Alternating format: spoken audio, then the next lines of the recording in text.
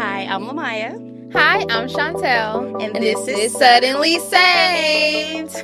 We want to thank you guys for tuning in last week to our testimonies, and we're just so excited to continue to share our journey with you guys. So yeah, if you haven't went back and watched Lamaya shared her testimony, I shared mine, and now we are about to share Suddenly Saved's testimony and how we came together. Yes. How this even happened. Yes. So let's rewind a bit. For most people that would meet Lamaya and I, they would think that we've known each other for a long time. We have not even known each other for a year yet. Not a year. No. It's crazy to think about. How fast God be moving. Yes, because we serve a God of suddenlies. We serve a God of suddenlies. You know, it's just, I was reflecting on our friendship the other day and how it's literally, we're coming on our 9th month of being friends. Yeah. So, I love you. I love you too. So let's rewind. What was going on last year? Because we both left off with our testimonies, kind of getting to the point of our surrender, our individual surrenders to God, to Christ. Right. And I want to know more about what were you doing, like after you had decided, like, I'm going to pursue my walk with Jesus more passionately. So I moved back to Charlotte last year. Just me and my daughter. And during that time, I was really just trying to figure out, okay, God, what is next? Mm-hmm. You know, I felt called to come back to my hometown. And I experienced a lot of loneliness during that time. I really wasn't, my relationship with God was kind of just a little stagnant. And I was just feeling like, okay, I'm ready to get back in church. I'm ready to, start devoting myself to Him again. And I was also praying for community during this time period, and really wanted to have a friend that I felt like could understand where I was in this particular moment in my life, because, a lot of my friendships aren't Christ-centered. Mm-hmm. So I just felt like, I didn't really have too many people to relate to during this time, just trying to get myself back rooted in Christ. Mm-hmm. So that's where I was last year. Yes. How about yourself? I was in a similar place last year. So at the beginning of 2024, the Lord, He kicked off my singleness season of it just being me and Him. And I felt like in last year, He really stripped me from a lot of what I was already accustomed to. I was accustomed to like talking to someone in the morning and at night, and I had to lean on Him. Mm-hmm. I had to talk to Him during those moments. So He also stripped away like my community, the same way of feeling kind of a little bit lonely and being a little angry with Him. Okay. But still realizing that He wants this time with me. Yes. So I was in a season last year of, I won't say isolation, but separation. Okay. He was really like, He just wanted me to Himself, like for us to dwell together. And last year, I really went through a season of obedience. That was my word for 2024. And even the community that I have now was all out of an act of obedience, of just spending time with the Lord and Him picking the people that I was surrounded with.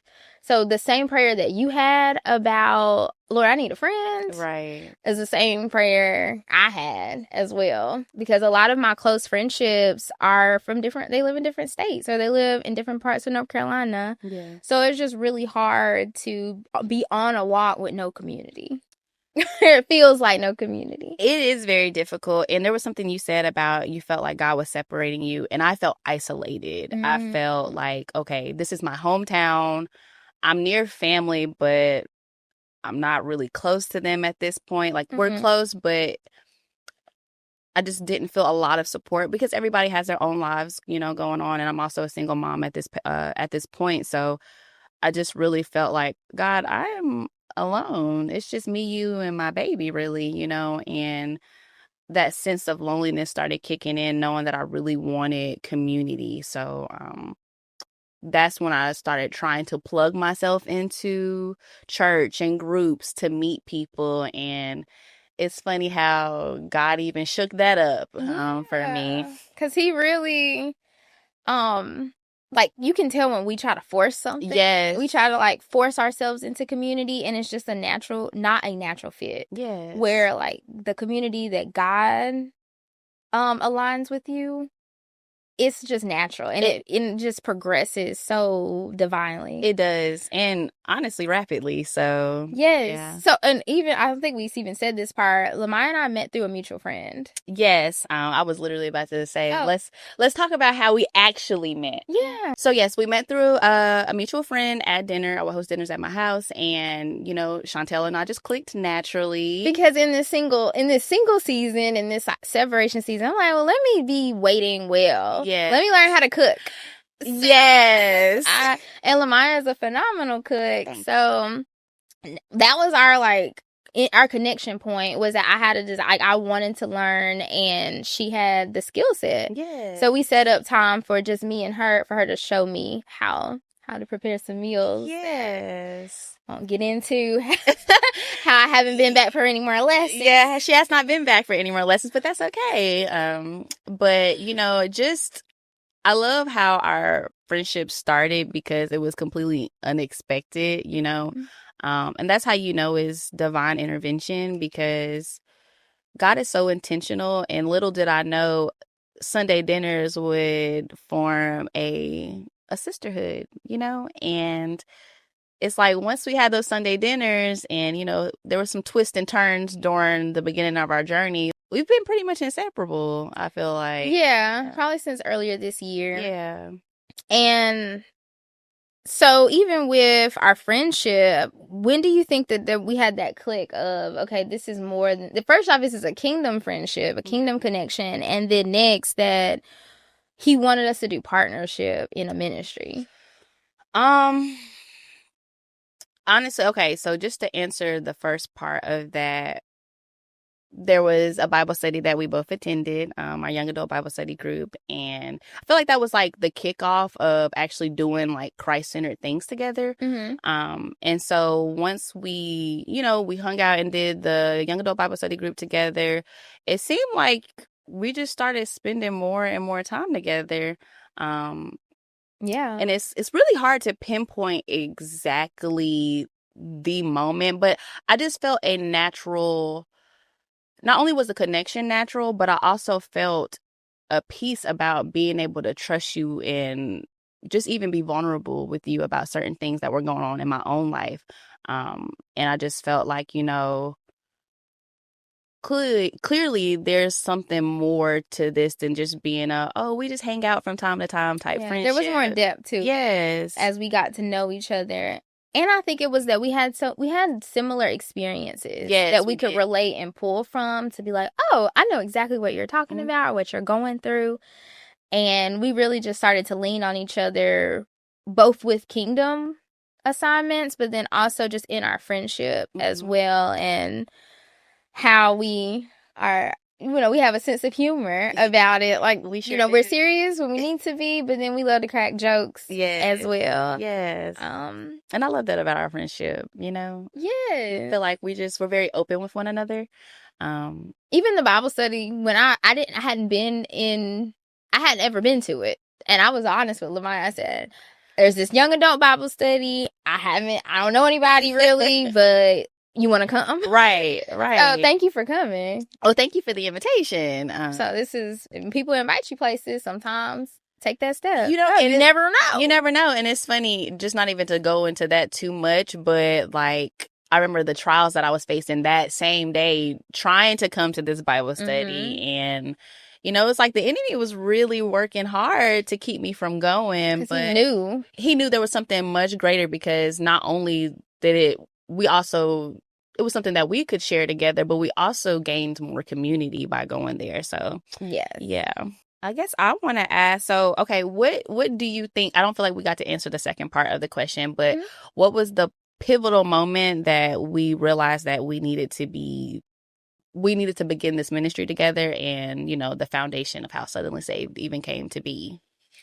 Funny you ask. Yes. So during my separation season last year, I really felt like the Lord was tugging at me to speak. And I called up my best friend and I said, hey, she watches podcasts all the time. I was not a podcaster watcher.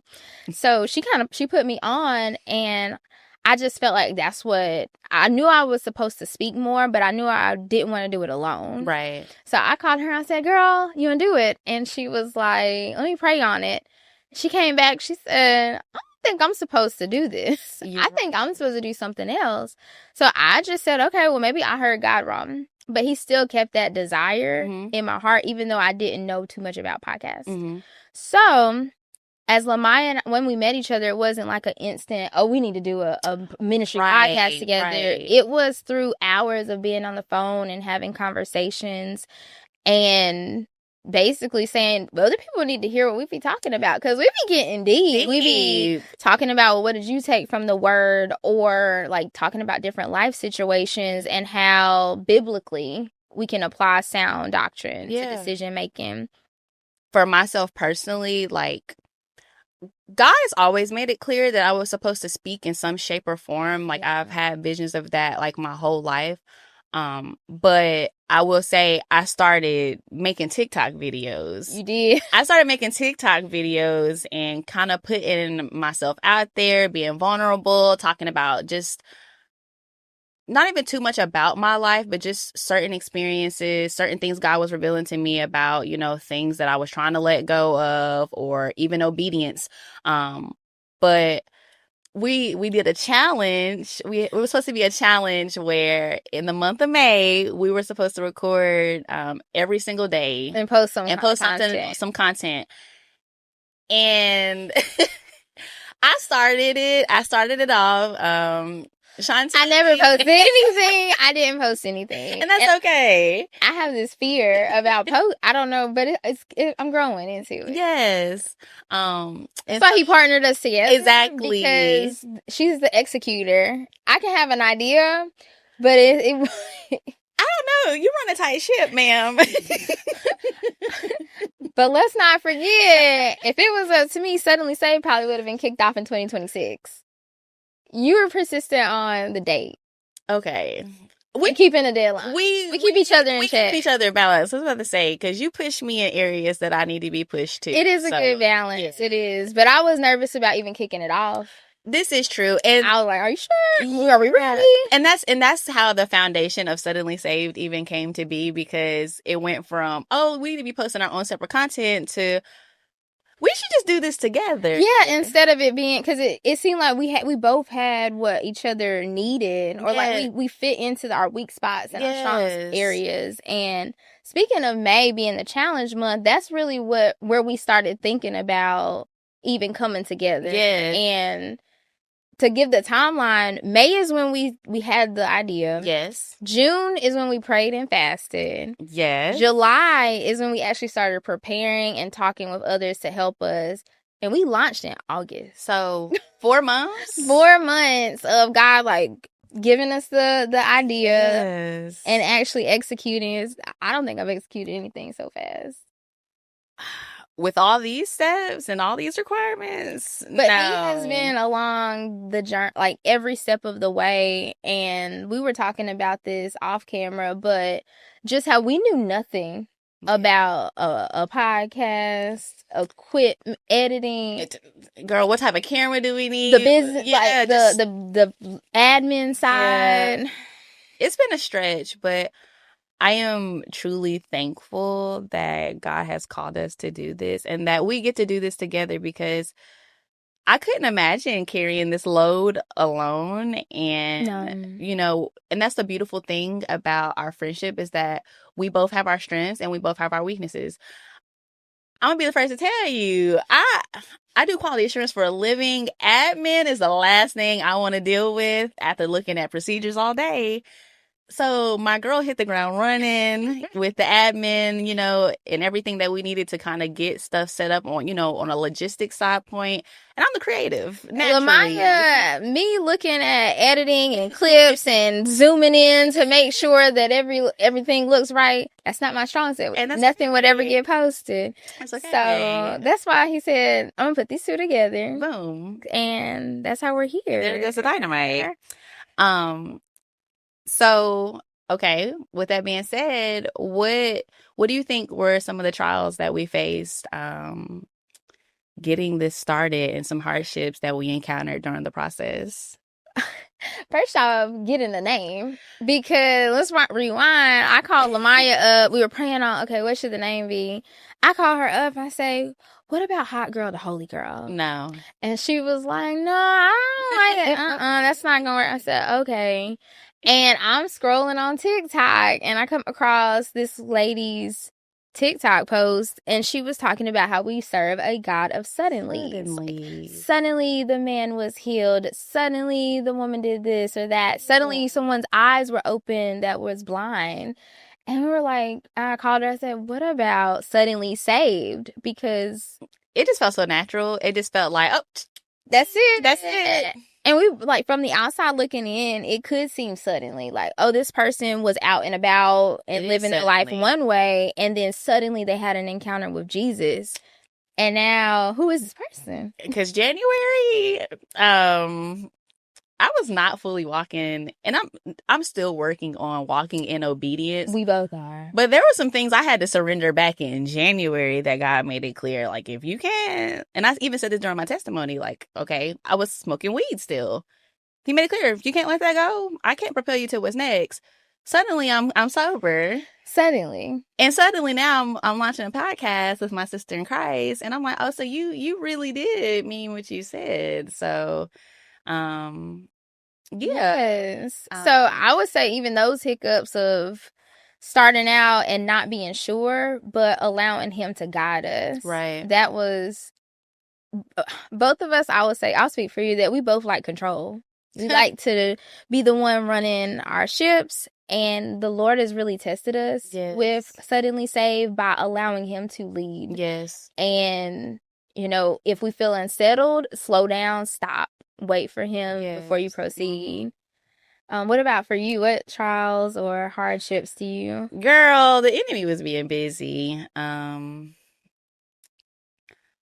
For me, like, of course, he was like trying to attack me he was really attacking me through relationships. And it was actually kind of surprising because, okay, we went on a fast in June. And right before the fast, I had got into a really unfortunate argument with, somebody very close to me.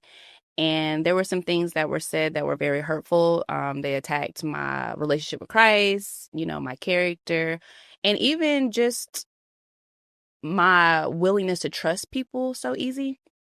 And so, this is happening right before our fast to, get more clarity on Suddenly Saved. And I just started feeling like, am I even equipped to do this? Am I ready? Because I'm being told by, somebody that I love that, I need to do this and I need to do that. And I need, like, it just felt like the enemy was telling me that I wasn't ready. And, I had to take that back to God, and he really had to make it clear to me that you can't allow the opinions of others to make you feel like you're not worthy, that you're not ready, and that you're not called. And it honestly brings me back to Luke chapter 4. I was meditating on this chapter the other day, and how when Jesus visited his hometown, how it specified that he wasn't allowed to perform miracles there. And even during like him talking, and preaching in the synagogue, the people that were familiar with him were so amazed at, how much grace he exuded and his authority, and they referred to him as, isn't he just the carpenter's son? Yeah, the son of Joseph. And what God revealed to me in that moment is that sometimes people from your past are so familiar with your upbringing or, what you may have been or who you were raised by, and that's all they can see you as. So they can't see the miracles that God is working through you and how he is going to use you. So I really had to take that situation and just let it go. It hurt, but, I felt like it only sharpened me to be like, you know what? I'm trusting in God. I'm trusting in God through this because He has clearly called me for this and He is preparing me for this for a reason. And it's not a coincidence that all of a sudden now my character is being attacked. Now my relationship with Christ is being attacked. So I really just had to take that back to Him and just let it stay there and not let it eat at me. That was good.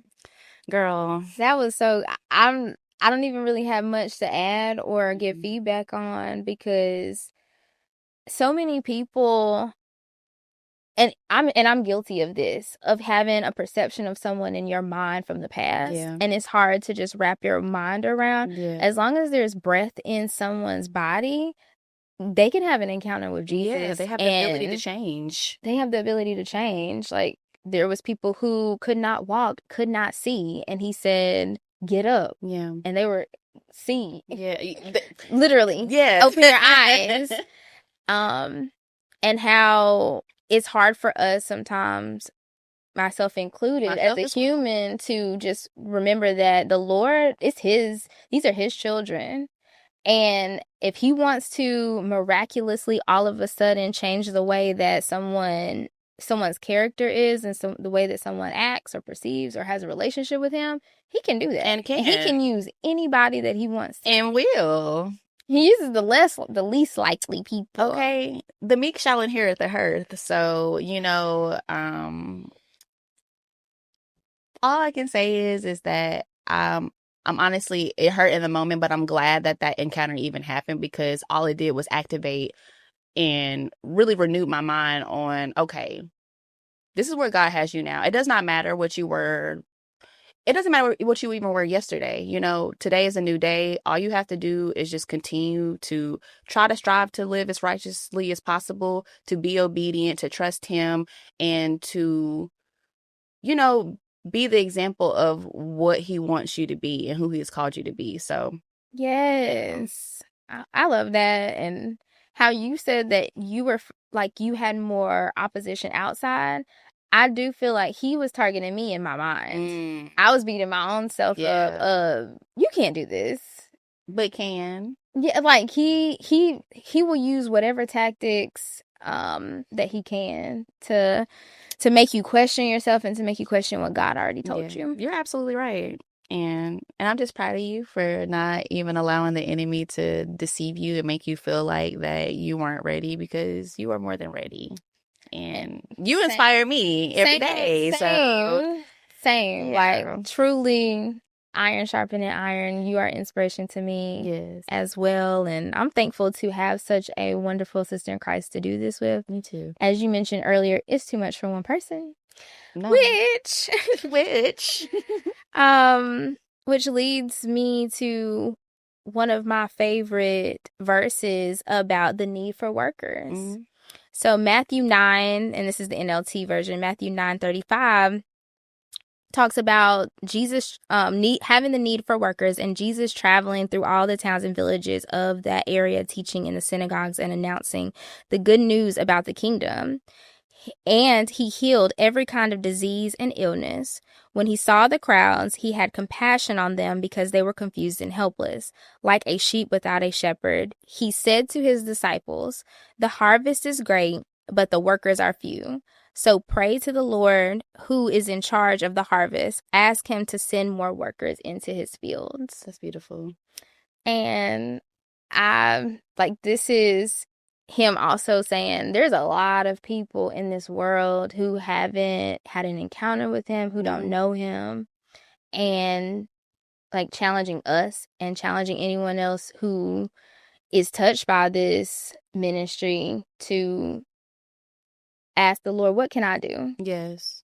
Use me, And I love that because especially since it's became clear that I truly want to walk in obedience and I really want him to use me, prune me as well because I know that no, I am not perfect, but I also don't want to allow my pride to get in the way of helping others seek him, learn him, know what it's like to feel his love. So I'm glad that you referenced that scripture because, we all have an assignment. Not just me, not just you. There's so many people Everybody. that have assignments.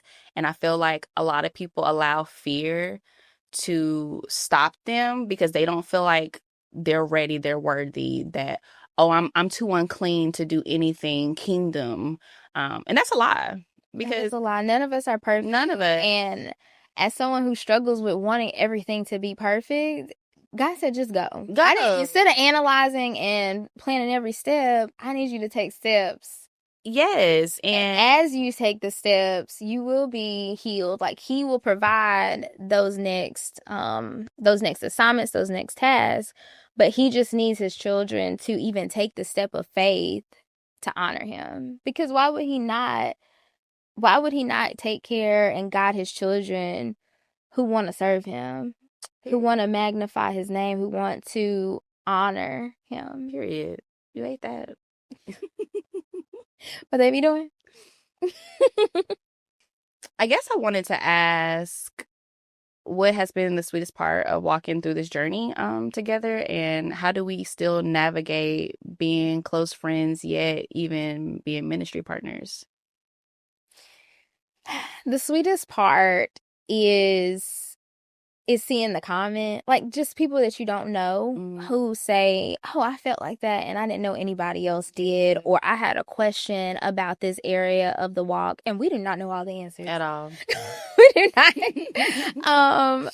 But just sharing what the Lord has revealed to us, or bringing in those who specify in certain types of ministry to help, because that's all that we're trying to do, is to help others. I think that's the sweetest part to me. Okay. And then balancing our friendship, we have to set aside time to just have girl time. Yeah, we do. To just have a movie night, to just call. And even I slow down before I ask her anything about Suddenly Saved. I ask her, how are you? Yeah. How was your day? Yeah. Because I don't want us to, the foundation of this podcast is Christ, but it's godly friendship. Exactly. And that's truly important. And I'm going to come back to that point.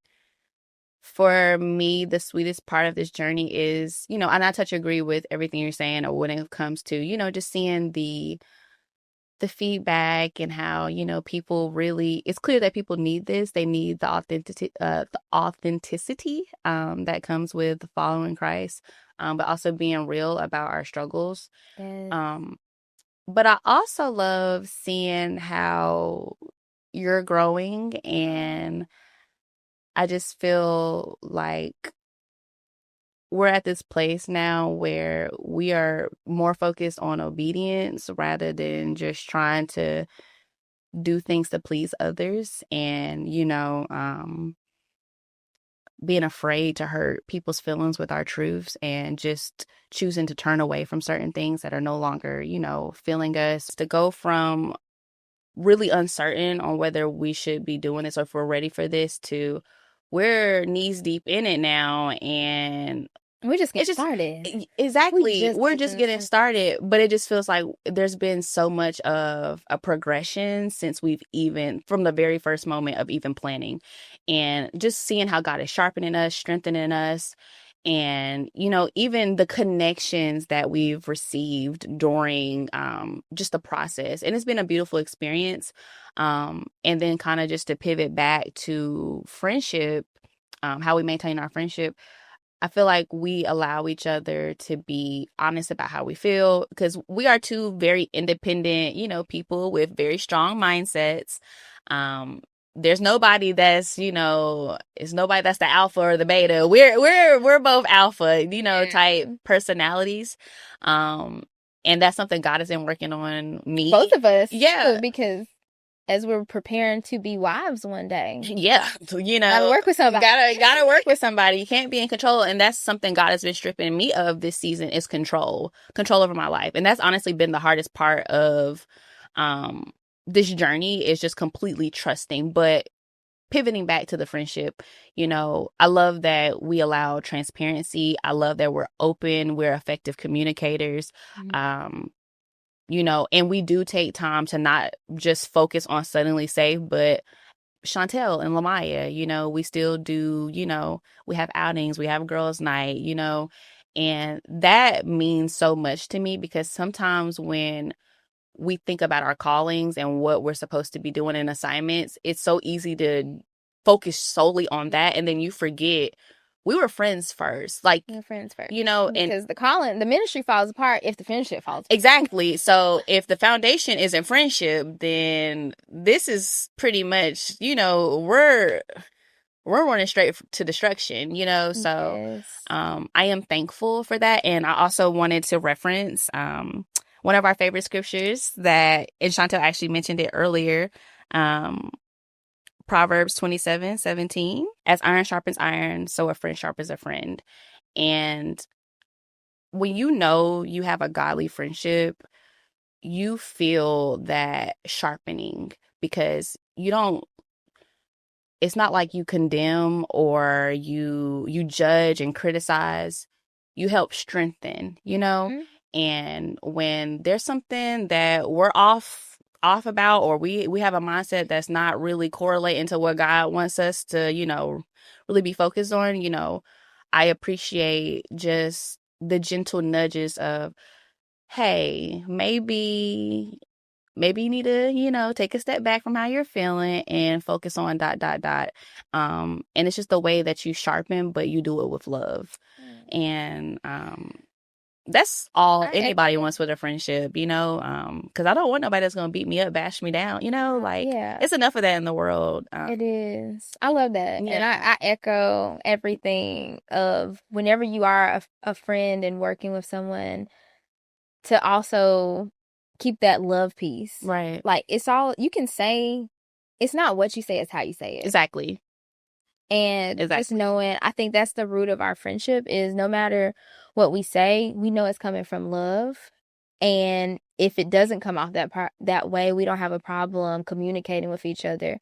I can send her a text or a voice memo, but if I feel like, let me just call her so she can hear my voice so we can talk through this together. Right. Sometimes texts can get, like, you can just read them however you read. Exactly. Because I will definitely read more into something, and it's like, oh, I didn't even mean it that way. When you hear someone's voice. Exactly. Like, it's different. And I have one more thought that the Lord brought to me, is just being the sweetest part, is I feel closer to him. Yeah. Like, my intimacy with him, because I cannot do this on my own. Yeah. Is growing. Yeah. And even being vulnerable with him and saying, Lord, I don't know. You got to strengthen me for this, Lord. Yes.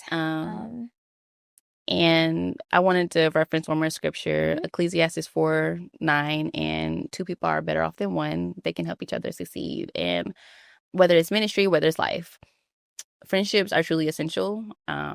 And not even just in the flesh, but having a friendship through Christ, Because he's our friend. He is our friend. Himself as our friend. He is. And that's all he's looking for is friends. It's not a father, a protector. He's everything that you could want him to be. And you just have to really choose to want to strengthen that relationship. Because yes, he is almighty and all powerful, but he's also all loving and always gentle. And I'm so thankful for that friendship with him. And I'm thankful that because he's a friend with me, he also brought me a great friend in the flesh. So, yeah.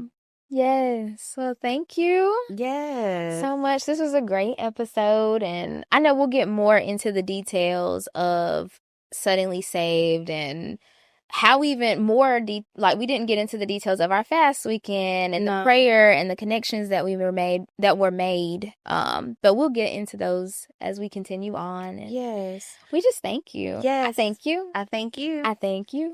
And before we end, I just want to say one quick thing. If you feel like you're being called to start a ministry, whether that's alone or whether that's with a friend, my best advice to you is to trust God. Yes. Because he will never call you into something that you are not ready for.